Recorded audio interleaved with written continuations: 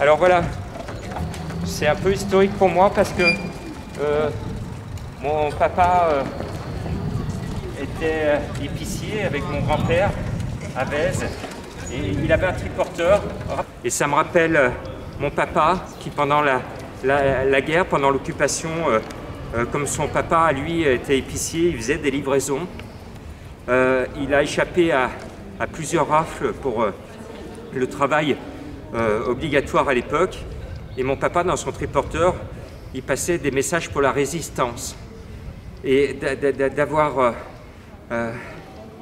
cette entreprise aujourd'hui qui nous prête ce triporteur, je pense beaucoup à mon papa là-haut. Et aujourd'hui, c'est une autre forme de résistance, c'est une autre forme de message.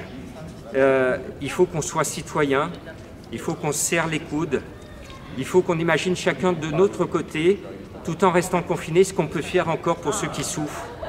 Alors nous autres, donner la main dans le soi, tant qu'on a l'autorisation de la préfecture, on va continuer à être dans les rues, à donner à boire et à manger à nos amis qui souffrent. Et j'espère que les élus de la République vont se réveiller, nous écouter.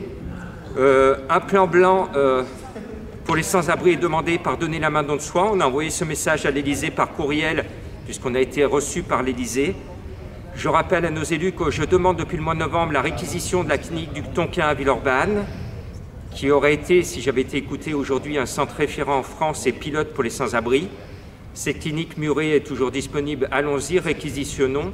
Et autrement, je demande l'aménagement d'un camp militaire pour les sans-abri, ici dans l'agglomération lyonnaise, pour qu'on puisse les regrouper, leur donner à manger, à boire, parce que ce qu'on vient de distribuer, c'est nous autres citoyens qui l'avons pris sur nos deniers à nous, pour distribuer, pour donner.